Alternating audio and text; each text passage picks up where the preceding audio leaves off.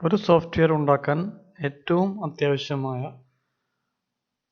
ഡോക്യുമെന്റിനെ വേണമെങ്കിൽ software requirement specification എന്ന് വിശേഷിപ്പിക്കാം.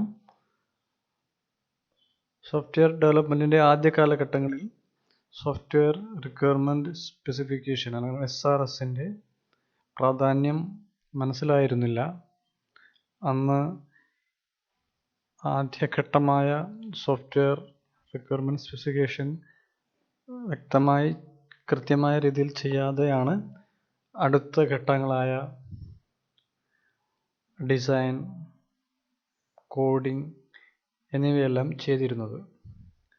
എന്നാൽ ആ പ്രൊജക്ട്സ് എല്ലാം പരാജയപ്പെടുകയോ അല്ലെങ്കിൽ പിന്നീട് ഒത്തിരി മാറ്റങ്ങൾ വേണ്ടി വരുന്നതോ ആയി മാറി.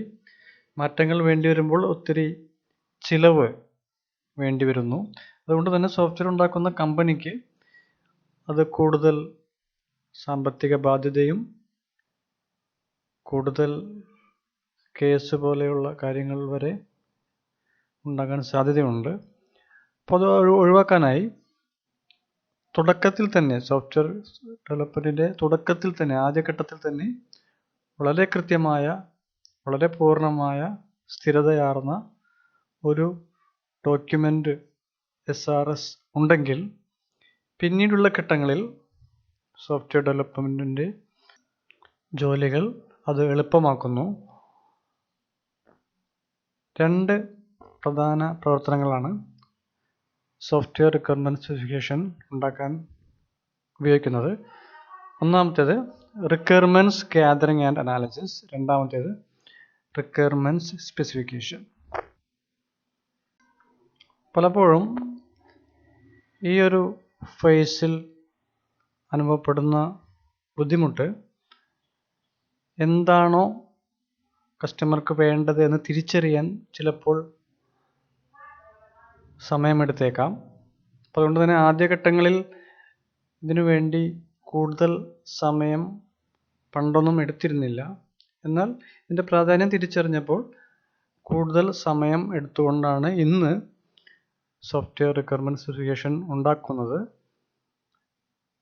ഇത് ഒരിക്കൽ ഡെവലപ്പ് ചെയ്ത് കഴിഞ്ഞാൽ അത് അവസാനം ഡോക്യുമെന്റ് ചെയ്ത് വയ്ക്കും, കൃത്യമായ രീതിയിൽ എഴുതി വയ്ക്കും, പൂർണ്ണമായ രീതിയിൽ. അപ്പോൾ ആ സമയത്ത് കസ്റ്റമറിൻ്റെ എല്ലാ റിക്വയർമെന്റ്സും വളരെ വ്യക്തമായി തിരിച്ചറിഞ്ഞുകൊണ്ടാണ് ഇവിടെ ഡോക്യുമെന്റ് ചെയ്യുന്നത്. ഈ ഡോക്യുമെന്റാണ് പിന്നീട് അടുത്ത ഘട്ടങ്ങളിൽ ഡിസൈന് വേണ്ടി ഉപയോഗിക്കുന്നത്. സാധാരണ കസ്റ്റമറിൻ്റെ സൈറ്റിലോട്ട് സിസ്റ്റം അനലിസ്റ്റ് പോയിട്ടാണ് ആദ്യഘട്ടങ്ങളിൽ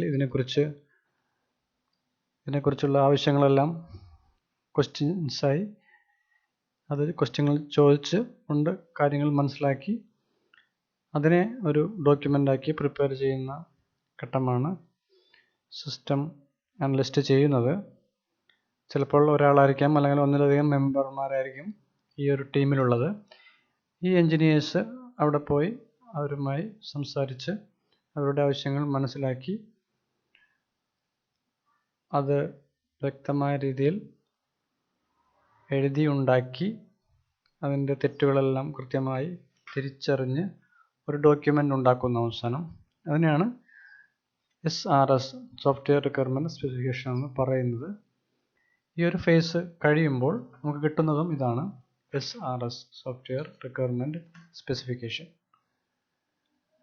ഈ SRS പിന്നീട് വേറൊരു പ്രൊജക്റ്റ് ടീം, ചിലപ്പോൾ കമ്പനിയുടെ ഭാഗമായി തന്നെ സോഫ്റ്റ്വെയർ ഡെവലപ്മെൻറ്റിൻ്റെ ഭാഗമായുള്ള ടീമായിരിക്കാം, അവർ അതിൻ്റെ പ്രാധാന്യവും അതേപോലെ അതിനകത്ത് SRSൽ പറഞ്ഞിരിക്കുന്ന ഓരോ ഫംഗ്ഷനും എടുത്ത് അത് മറ്റുള്ളവർക്ക് മനസ്സിലാകുന്ന രീതിയിലാണ് എഴുതിയിരിക്കുന്നത്, അതിൻ്റെ എത്രത്തോളം സ്ഥിരതയുണ്ട്, അതിലെത്രത്തോളം തെറ്റുകളുണ്ട്, അത് രണ്ട് കാര്യങ്ങൾ ഒരേ രീതിയിൽ തന്നെയാണ് എഴുതിയിരിക്കുന്നത്, അല്ലെങ്കിൽ കൂടുതൽ സംശയങ്ങൾക്ക് ഇടവരുത്താത്ത രീതിയിൽ ഓരോന്നിനെയും അവിടെ എഴുതിയിട്ടുണ്ടോ, കസ്റ്റമറിൻ്റെ എല്ലാ റിക്വയർമെൻറ്റും അവിടെ ഉണ്ടോ എന്നിങ്ങനെയുള്ള കാര്യങ്ങൾ അവർ അതിനുശേഷം വായിച്ച് മനസ്സിലാക്കുന്നുണ്ട്. ഇപ്പോൾ സോഫ്റ്റ്വെയർ പ്രൊജക്റ്റ് ടീം ഇതിനെ വിലയിരുത്തുന്നു, അതിനെ റിവ്യൂ എന്നാണ് പറയുക. അതിനുശേഷം ഈ ഡോക്യുമെൻ്റ് കസ്റ്റമർക്ക് കൈമാറുന്നു. കസ്റ്റമർ ഇതിനെ വായിച്ച് കസ്റ്റമർ ആവശ്യപ്പെട്ട എല്ലാ കാര്യങ്ങളും ഉണ്ടാക്കാൻ പോകുന്ന സോഫ്റ്റ്വെയറിനകത്ത് ഉണ്ടോ എന്ന് പരിശോധിക്കാനും ഇതുമൂലം കഴിയുന്നു. എല്ലാ കാര്യങ്ങളും പരിശോധിച്ച ശേഷം ഈ SRS എന്നുള്ളത് ഡോക്യുമെൻ്റാണ് ഒരു ലീഗൽ കോൺട്രാക്റ്റ് പോലെ കരുതുന്നത്. അതായത് SRSനകത്ത് എല്ലാ ഫങ്ഷൻസും ഉണ്ട്, കസ്റ്റമർക്ക് ആവശ്യമായ എല്ലാ കാര്യങ്ങളും അവിടെ ഉണ്ട്. അതിനെ കസ്റ്റമർ പരിശോധിച്ച് അതിന് താഴെ കസ്റ്റമർ ഒരു സിഗ്നേച്ചർ ഇടുന്നു. അവിടെ കമ്പനിയും ഒരു സിഗ്നേച്ചർ ഇടുന്നു. ഇതാണ് സോഫ്റ്റ്വെയർ ഉണ്ടാക്കുന്ന കമ്പനിയും അത് ഉപയോഗിക്കാൻ പോകുന്ന ഉപഭോക്താവ് അല്ലെങ്കിൽ കസ്റ്റമറും തമ്മിലുള്ള ലീഗൽ കോൺട്രാക്റ്റ് ആയിട്ട് മാറുന്നത്. അപ്പോൾ ഇതിനകത്തുള്ള എല്ലാ ഫങ്ഷൻസും സോഫ്റ്റ്വെയറിനകത്ത് ഉണ്ടായിരിക്കണം. ഇതിലില്ലാത്ത ഒരു ഫങ്ഷനും കമ്പനിക്ക് ഡെവലപ്പ് ചെയ്യേണ്ടതായിട്ടില്ല. രണ്ട് ഘട്ടങ്ങളിൽ, ആദ്യ ഘട്ടങ്ങളിൽ റിക്വയർമെന്റ് ഗ്യാതറിംഗ് ആൻഡ് അനാലിസിസ് എന്ന കാര്യമാണ് ചെയ്യുന്നത്. ഒരു സിസ്റ്റം അനലിസ്റ്റ് ആ കസ്റ്റമറിൽ നിന്നും സോഫ്റ്റ്വെയർ ഉണ്ടാക്കാൻ ആവശ്യമായ കാര്യങ്ങൾ ശേഖരിക്കുന്നതിനാണ് റിക്വയർമെന്റ്സ് ഗ്യാതറിംഗ് ആൻഡ് അനാലിസിസ് എന്ന പദം കൊണ്ട് ഉദ്ദേശിക്കുന്നത്. തുടങ്ങുമ്പോൾ പ്രോഡക്റ്റിനെ കുറിച്ച് വ്യക്തമായ ഒരു ധാരണ സോഫ്റ്റ്വെയർ അനലിസ്റ്റിനും അതേപോലെ കസ്റ്റമർക്കും ഉണ്ടാകില്ല. അതുകൊണ്ട് കസ്റ്റമറിൻ്റെ അടുത്ത് സോഫ്റ്റ്വെയർ ടീം സിസ്റ്റം അനലിസ്റ്റ് പോയി അവരിൽ നിന്നും ആവശ്യമായ വിവരങ്ങൾ ശേഖരിക്കുമ്പോൾ പലപ്പോഴും ഇത് എളുപ്പമാണെന്ന് തോന്നിയാലും വളരെ ബുദ്ധിമുട്ട് പിടിച്ച ഒരു കാര്യമാണ് ചെയ്യുന്നത്. ചിലപ്പോൾ അവിടെ ഒരു സോഫ്റ്റ്വെയർ നിലവിൽ ഉണ്ടാകില്ല. ആ സാഹചര്യങ്ങളിൽ ഇത് കൂടുതൽ ബുദ്ധിമുട്ട് ഉണ്ടാക്കും. കാരണം ഒരു സോഫ്റ്റ്വെയർ ഉണ്ടെങ്കിൽ അതിനെക്കുറിച്ചൊരു ധാരണ കസ്റ്റമർക്കുണ്ടാകും. അപ്പോൾ കസ്റ്റമർക്ക് കൃത്യമായി പറഞ്ഞു കൊടുക്കാൻ കഴിയും എന്തൊക്കെ കാര്യങ്ങളാണ് നിലവിലുള്ള സോഫ്റ്റ്വെയർ ഉള്ളത്, എന്തൊക്കെ ഇനി വേണം എന്ന് വ്യക്തമായി പറഞ്ഞു കൊടുക്കാൻ കഴിയും. എന്നാൽ അവിടെ ഒരു സോഫ്റ്റ്വെയറോ അല്ലെങ്കിൽ ഒരു വർക്കിംഗ് മോഡലോ ഇല്ലെങ്കിൽ പലപ്പോഴും എന്താണ് പറഞ്ഞു കൊടുക്കേണ്ടത് എന്ന് കസ്റ്റമർക്ക് വ്യക്തമായ ഒരു ധാരണ ഉണ്ടാകില്ല. അപ്പോൾ ആ സമയം സിസ്റ്റം അനലിസ്റ്റാണ് അവിടെ കൂടുതൽ ക്വസ്റ്റ്യൻസ് കൊടുത്തുകൊണ്ട് കൂടുതൽ അവരുമായി ഡിസ്കഷൻ നടത്തിക്കൊണ്ട് സോഫ്റ്റ്വെയറിന് ആവശ്യമായ എല്ലാ കാര്യങ്ങളും അവരിൽ നിന്ന് എടുക്കുക എന്ന കാര്യം ചെയ്യേണ്ടത്. സാധാരണ ഒരു ലൈബ്രറിയിൽ പോയി കഴിഞ്ഞാൽ നമുക്കറിയാം അവിടെ ലൈബ്രറിയനുമായിട്ടായിരിക്കും സംസാരിക്കുന്നത്. അപ്പോൾ ലൈബ്രറിയൻ സോഫ്റ്റ്വെയർ ഉപയോഗിച്ചിട്ടില്ലെങ്കിൽ അദ്ദേഹത്തിന് ലൈബ്രറിയിലെ കാര്യങ്ങൾ മാത്രമേ അറിയുന്നുണ്ടാവുള്ളൂ. അപ്പോൾ അവിടെ ലൈബ്രറിയിൽ എന്തൊക്കെ ഫോർമാറ്റ് ഉണ്ട്, ഒരു ബുക്ക് ഇഷ്യൂ ചെയ്യാൻ എന്ത് ഫോർമാറ്റാണ് ഉപയോഗിക്കുന്നത്, അവിടെ ബുക്ക് റിട്ടേൺ ചെയ്യാൻ എന്താണ് ഉപയോഗിക്കുന്നത്, അല്ല ഫൈൻ എങ്ങനെയാണ് കാൽക്കുലേറ്റ് ചെയ്യുന്നത്, ബുക്കിൽ എന്തൊക്കെ ഇൻഫർമേഷൻ സ്റ്റോർ ചെയ്യുന്നുണ്ട്, അതുപോലുള്ള കാര്യങ്ങൾ അവിടെ നിന്നും എടുക്കേണ്ടതുണ്ട്. അപ്പോൾ അവിടെയുള്ള എല്ലാ രജിസ്റ്ററുകളും വേണമെങ്കിൽ പരിശോധിക്കാം, അവിടെയുള്ള എല്ലാ ഡോക്യുമെൻറ്റും പരിശോധിക്കാം, എങ്ങനെയാണ് ഓരോ ഫങ്ഷനും അവിടെ നടക്കുന്നത് എന്ന് നോക്കാം. അപ്പോൾ ഇങ്ങനെയുള്ള കാര്യങ്ങളാണ് സാധാരണ ഒരു സിസ്റ്റം അനലിസ്റ്റ് ചെയ്യേണ്ടത്. ഒരു സോഫ്റ്റ്വെയറിന് ആവശ്യമായ എല്ലാ ഫങ്ഷൻസും അവിടെ കൃത്യമായി പരിശോധിക്കേണ്ടതുണ്ട്. ഒരു ഫങ്ഷൻ എങ്ങനെയാണ് തുടങ്ങുന്നത്, എങ്ങനെയാണ് പോകുന്നത്, എങ്ങനെയാണ് തീരുന്നത് എന്നിങ്ങനെയുള്ള കൃത്യമായ ഓഫീസ് പ്രൊസീജിയേഴ്സ്, ഓഫീസ് ഫോർമാറ്റും ശേഖരിക്കേണ്ടതുണ്ട്. പലപ്പോഴും കസ്റ്റമറിന് സോഫ്റ്റ്വെയറിനെ കുറിച്ചോ ഐഡിയ ഉണ്ടാകില്ല, പക്ഷേ അദ്ദേഹത്തിന് കസ്റ്റമറിന് അവിടെ ഓഫീസ് പ്രൊസീജിയേഴ്സ് കൃത്യമായി അറിയുന്നുണ്ടാകും. അപ്പോൾ ആ ഓഫീസ് പ്രൊസീജിയേഴ്സിൽ നിന്നും ഓഫീസ് ഫോർമാറ്റിൽ നിന്നും എങ്ങനെ ഒരു സോഫ്റ്റ്വെയറിലേക്ക് പോകാം എന്നൊരു ഐഡിയ കൂടി ഇവിടെ സിസ്റ്റം അനലിസ്റ്റ് ചെയ്യേണ്ടതുണ്ട്. സിസ്റ്റം അനലിസ്റ്റിൻ്റെ ഒരു എക്സ്പീരിയൻസ്, പ്രവർത്തന പരിചയം ഇവിടെ ഒരു വളരെ സുപ്രധാനമായ ഘടകമാണ്.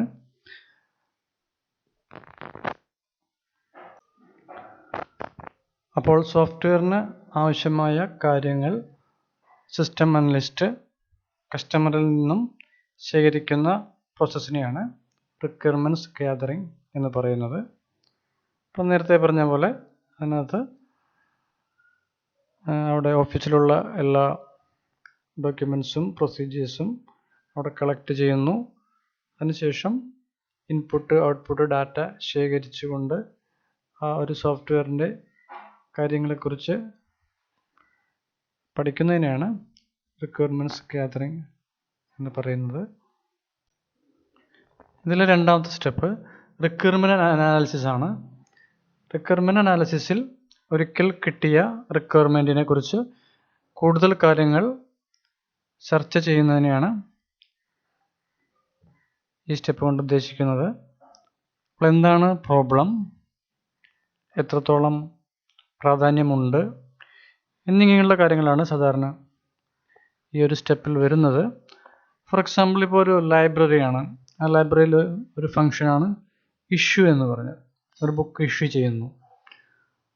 അപ്പോൾ ഒരിക്കൽ റിക്വയർമെൻറ്റ് ഗ്യാതറിങ്ങിൽ ഇഷ്യൂ ഐഡൻറ്റിഫൈ ചെയ്ത് കഴിഞ്ഞാൽ അനാലിസിസ് ഓഫ് ഗ്യാതേർഡ് റിക്വയർമെൻറ്റ്സിൽ ചെയ്യുന്നത് ഈ ഇഷ്യൂ ഫംഗ്ഷൻ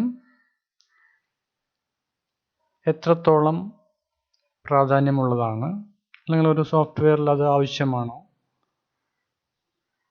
അത് ഇപ്പോൾ ചെയ്യുന്ന രീതിയിൽ തന്നെയാണോ ചെയ്യുന്നത്, ഒരു ബുക്ക് ഇഷ്യൂ ചെയ്യുമ്പോൾ എന്തൊക്കെ ആണ് അവിടെ ഇൻപുട്ടായിട്ട് കൊടുക്കേണ്ടി വരിക, എന്താണ് അതിൻ്റെ ഔട്ട്പുട്ട്, അതുപോലെ എന്തൊക്കെ കാര്യങ്ങളാണ് കൂടുതലായി അവിടെ വേണ്ടി വരുന്നത്, ഇപ്പോഴുള്ള നിലവിലുള്ള രീതി തന്നെയാണോ അന്തിമമായിട്ട് സോഫ്റ്റ്വെയറിൽ വരേണ്ടത്, അതിന് കൂടുതൽ മാറ്റങ്ങൾ വേണമോ, ഇപ്പോഴുള്ള ചെയ്യുന്നതിൽ നല്ല രീതിയിൽ വേണമെങ്കിൽ സോഫ്റ്റ്വെയറിനകത്ത് ചെയ്യാൻ കഴിയുമോ, അത് സോഫ്റ്റ്വെയർ ആയിട്ട് ബന്ധപ്പെട്ടതാണോ, അത് ഹാർഡ്വെയറുമായിട്ട് എന്തെങ്കിലും ഇൻ്റർഫേസ് വരുന്നുണ്ടോ, അത് ഡാറ്റ ചെയ്യുന്നത് ഫോർമാറ്റ്സ് ചെയ്യുന്നത് ഇപ്പോൾ തന്നെയുള്ള രീതിയിൽ തന്നെ വേണമോ, ഡാറ്റയ്ക്ക് എന്തെങ്കിലും മാറ്റം ആവശ്യമാണോ, ഇങ്ങനെയുള്ള ഒത്തിരി കാര്യങ്ങൾ അവിടെ ഡിസ്കസ് ചെയ്യുന്നുണ്ട്. ഒരു ഫംഗ്ഷൻ എടുത്തുകൊണ്ട് അതിൻ്റെ എല്ലാ രീതിയിലുള്ള ഡിസ്കഷൻസും അവിടെ ചെയ്യുന്നുണ്ട്. അപ്പോൾ ഇങ്ങനെ ചെയ്യുമ്പോൾ കൂടുതൽ വ്യക്തത വരും. കസ്റ്റമർ പറഞ്ഞ ഒരു റിക്വയർമെൻറ്റ് ഒരിക്കൽ എടുത്തു കഴിഞ്ഞാൽ അത് റിക്വയർമെൻറ്റ്സ് ഗ്യാതറിങ്ങിൽ തന്നെ എടുക്കുന്നുണ്ട്. അപ്പോൾ അതിനെക്കുറിച്ച് കൂടുതലായിട്ട് കാര്യങ്ങൾ ഡിസ്കസ് ചെയ്യുന്നതിനാണ് റിക്വയർമെൻറ്റ്സ് അനാലിസിസ് എന്ന് പറയുന്നത്. ഇത് ചെയ്യുമ്പോൾ കുറച്ച് പ്രശ്നങ്ങൾ ഉണ്ടാകാറുണ്ട്. 3 തരത്തിലുള്ള പ്രശ്നങ്ങളാണ് സാധാരണ ഉണ്ടാകുന്നത്. 1 അനോമലി, 2 ഇൻകൺസിസ്റ്റൻസി, 3 ഇൻകംപ്ലീറ്റ്നെസ്. ഒന്നാമത്തെ പ്രശ്നം അനോമലിയാണ്. അനോമലി എന്ന് പറഞ്ഞാൽ ഒരു റിക്വയർമെൻറ്റ് അതിനെ വ്യക്തമായി എഴുതാതിരിക്കുക, അല്ലെങ്കിൽ ആ റിക്വയർമെൻറ്റിനെ കുറിച്ച് എഴുതുമ്പോൾ തന്നെ സംശയമുണ്ടാകുന്ന രീതിയിൽ ആ റിക്വയർമെൻറ്റ് എഴുതുക, അല്ലെങ്കിൽ അവിടെ കൃത്യമായ രീതിയിൽ അത് രേഖപ്പെടുത്താതിരിക്കുക. ഇങ്ങനെ ഒരു വ്യക്തത ഇല്ലായ്മയാണ് അനോമലി എന്നുള്ള പദം കൊണ്ട് ഉദ്ദേശിക്കുന്നത്. ഫോർ എക്സാമ്പിൾ, ഇപ്പോൾ ഒരു ലൈബ്രറിയിൽ ഒരു സോഫ്റ്റ്വെയർ ചെയ്യുകയാണ്. അപ്പോൾ റിക്വയർമെൻറ്റ് എടുത്തപ്പോൾ അവിടെ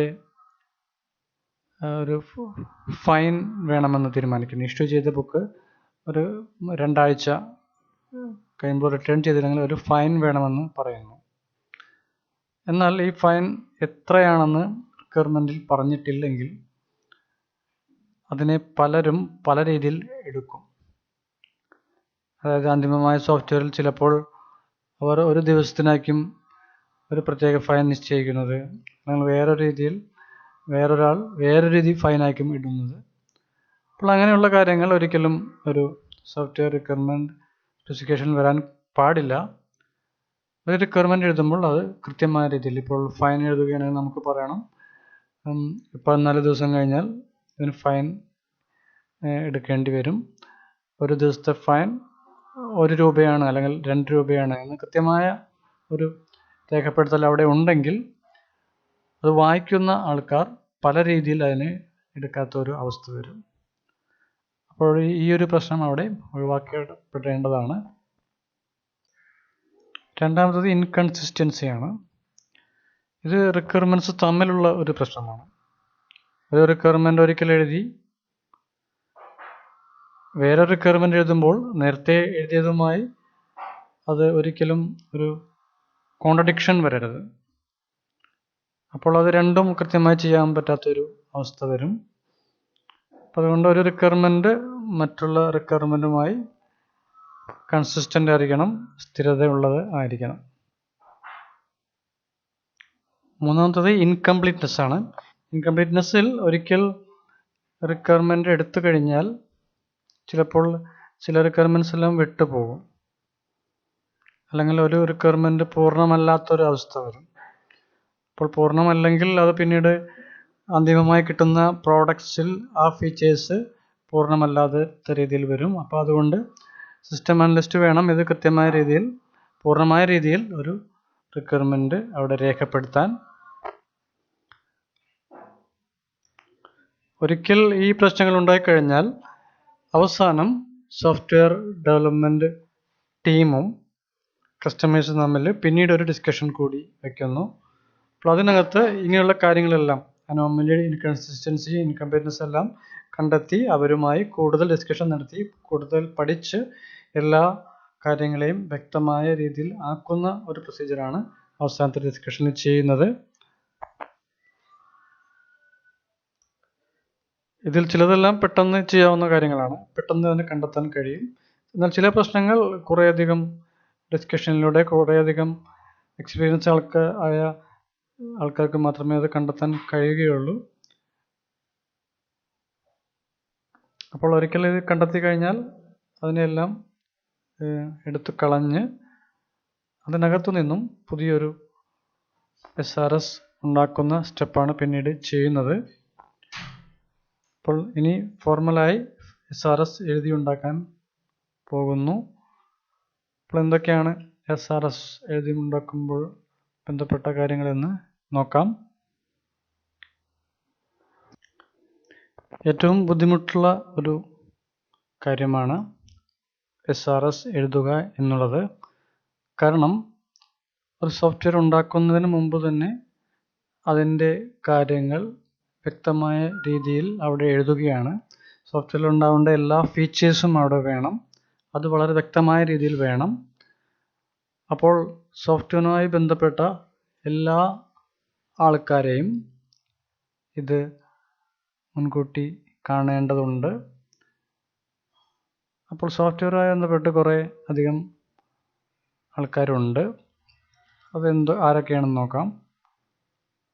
ഒന്നാമത്തേത് യൂസേഴ്സ്, കസ്റ്റമേഴ്സ്, അതുപോലെ മാർക്കറ്റിംഗ് ചെയ്യുന്ന ആൾക്കാരാണ്.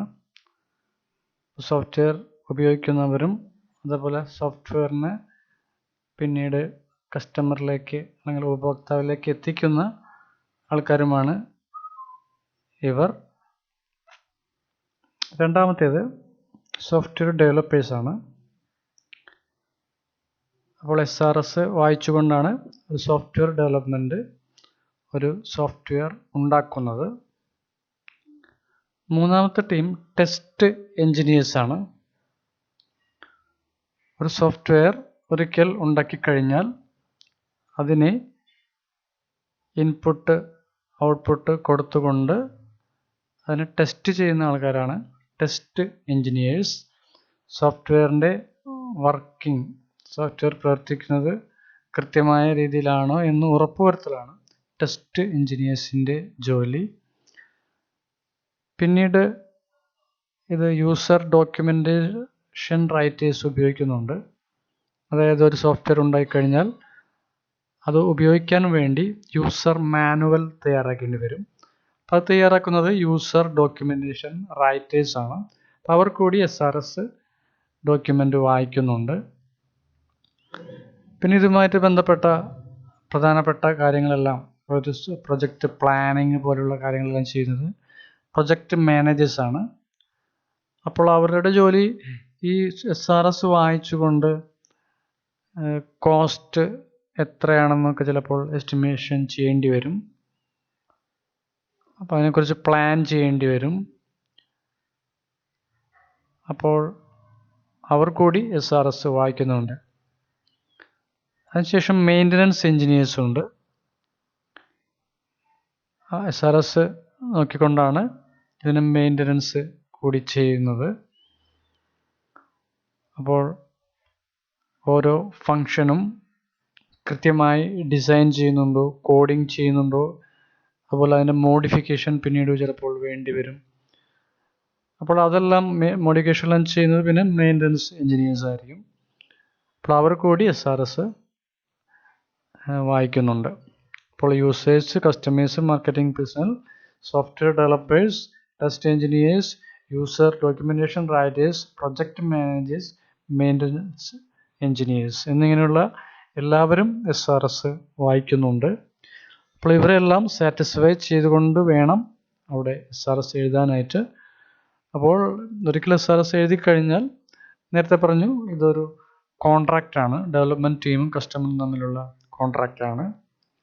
അപ്പോൾ ഒരിക്കൽ രേഖപ്പെടുത്തിയ SRS നോക്കിക്കൊണ്ട് വേണമെങ്കിൽ പറയാൻ കഴിയും. അപ്പോൾ ഒരു സോഫ്റ്റ്വെയർ ഉണ്ടാക്കി അതിനുശേഷം പുതിയൊരു റിക്വയർമെൻറ്റുമായി കസ്റ്റമർ വരികയാണെങ്കിൽ കമ്പനിക്ക് പറയാം SRSനകത്ത് നമ്മൾ സൈൻ ചെയ്തിട്ടുണ്ട്, അതാണ് കോൺട്രാക്റ്റ്, അതിനകത്ത് നമ്മൾ പുതിയതായിട്ട് പറയുന്ന ഫംഗ്ഷൻ രേഖപ്പെടുത്തിയിട്ടില്ല എന്ന് വേണമെങ്കിൽ സോഫ്റ്റ്വെയർ ടീമിന് പറയാൻ കഴിയും.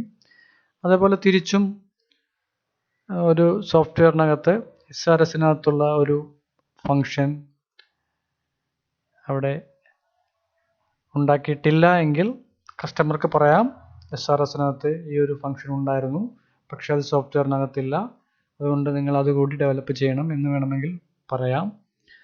അപ്പോൾ പിന്നീടുള്ള പല പ്രശ്നങ്ങൾക്കും ഒരു സെറ്റിൽമെൻറ്റായി ലീഗലായിട്ടുള്ള കാര്യങ്ങൾ എല്ലാം കൃത്യമായ രീതിയിൽ ഒരു സെറ്റിൽമെൻറ്റായി നമുക്ക് വേണമെങ്കിൽ ഈ ഒരു SRS ഡോക്യുമെൻറ്റിനെ ഉപയോഗിക്കാം. അതുകൊണ്ട് തന്നെ ഏറ്റവും ബുദ്ധിമുട്ട് നിറഞ്ഞ ഒരു ജോലിയാണ് SRS ഡോക്യുമെൻ്റ് എഴുതിയുണ്ടാക്കുക എന്നുള്ളത്. അത് കൃത്യമായ രീതിയിൽ ചെയ്താൽ പിന്നീടുള്ള ഡെവലപ്മെൻറ്റ്സ് എല്ലാം വളരെ എളുപ്പമായിരിക്കും. അപ്പോൾ ഡിസൈൻ ചെയ്യുന്നത് ഈ ഒരു SRS ഡോക്യുമെൻ്റ് നോക്കിയാണ്. ഈ ഒരു ഫേസിൻ്റെ ഔട്ട്പുട്ട് എന്ന് പറഞ്ഞാൽ SRS ഡോക്യുമെൻ്റ് ആണ്. അപ്പോൾ ആദ്യ ഫേസിൻ്റെ തുടക്കത്തിൽ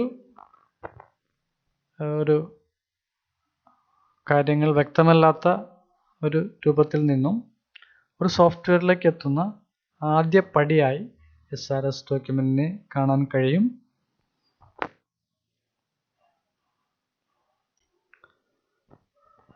കണ്ടൻസ് ഓഫ് SRSനകത്ത് വരുന്നത് 3 കാര്യങ്ങളാണ്: functional requirements, non functional requirements, goals of implementation.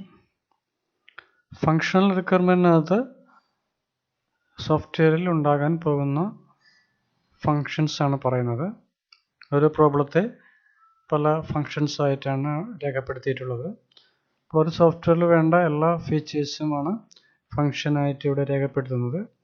ഒരു ഫങ്ഷൻ എടുത്ത് ആ ഫങ്ഷനിൽ എന്തൊക്കെ ഇൻപുട്ടുണ്ട്, ഔട്ട്പുട്ടുണ്ട്, ആ ഇൻപുട്ട് ഏതൊക്കെ രീതിയിലാണ് ഔട്ട്പുട്ടായിട്ട് വരുന്നത് എന്നിങ്ങനെയുള്ള കാര്യങ്ങളാണ് ഫങ്ഷണൽ റിക്വയർമെൻറ്റ്സിനകത്ത് ചെയ്യുന്നത്. അപ്പോൾ ഒരു ഇൻപുട്ടിൽ നിന്നും ട്രാൻസ്ഫോർമേഷൻ നടത്തി ഔട്ട്പുട്ടിലേക്ക് എത്തുന്നു. അപ്പോൾ അത് കൃത്യമായ രീതിയിൽ അത് SRSനകത്ത് രേഖപ്പെടുത്തിയിരിക്കണം. രണ്ടാമത്തത് നോൺ ഫങ്ഷണൽ റിക്വയർമെൻറ്റ്സ് ആണ്. മറ്റുള്ള കാര്യങ്ങളാണ് നോൺ ഫങ്ഷണൽ റിക്വയർമെൻറ്റ്സിനകത്ത് വരുന്നത്. അപ്പോൾ അത് എത്രത്തോളം മെയിൻറ്റെയിനബിലിറ്റി ഉണ്ട്, എത്രത്തോളം യൂസബിലിറ്റി ഉണ്ട്, പോർട്ടബിലിറ്റി ഉണ്ട്, കൂടാതെ എത്രത്തോളം റിലയബിലിറ്റി ഉണ്ട്, റിസൾട്ട്സ് എത്രത്തോളം ആക്യുറേറ്റ് ആണ്, അതേപോലെ ഹ്യൂമൻ കമ്പ്യൂട്ടർ ഇൻ്റർഫേസ് ഇഷ്യൂസ്, കൂടാതെ ഇംപ്ലിമെൻറ്റേഷൻ നടത്തുമ്പോഴുള്ള കൺസ്ട്രെയിൻസ് എന്താണ് എന്നിങ്ങനെയുള്ള കാര്യങ്ങളാണ് നോൺ ഫങ്ഷണൽ റിക്വയർമെൻറ്റ്സിനകത്ത് വരുന്നത്. അടുത്തത് ഗോൾസ് ഓഫ് ഇംപ്ലിമെൻറ്റേഷൻ ആണ്. അത് കുറേ ജനറൽ സജഷൻസ് ആണ്. ഡെവലപ്മെൻറ്റ് ചെയ്ത് ഉണ്ടാകുന്ന കുറേ കാര്യങ്ങളാണ്. അപ്പോൾ ഭാവിയിൽ എന്തൊക്കെ ഈ ഇതുമായിട്ട് ബന്ധപ്പെട്ട് വരും, ഭാവിയിൽ എന്തൊക്കെ പുതിയ ഡിവൈസ് വരാൻ സാധ്യതയുണ്ട്, ഇനി പുതിയ ഡിവൈസസ് വന്നാൽ എത്രത്തോളം ഇത് നമുക്ക് റീയൂസ് ചെയ്യാൻ കഴിയും, അപ്പോൾ അതുമായിട്ട് ബന്ധപ്പെട്ടുള്ള പ്രശ്നങ്ങൾ, ഇതൊക്കെയാണ് സാധാരണ ഗോൾസ് ഓഫ് ഇംപ്ലിമെൻറ്റേഷനകത്ത് വരുന്നത്.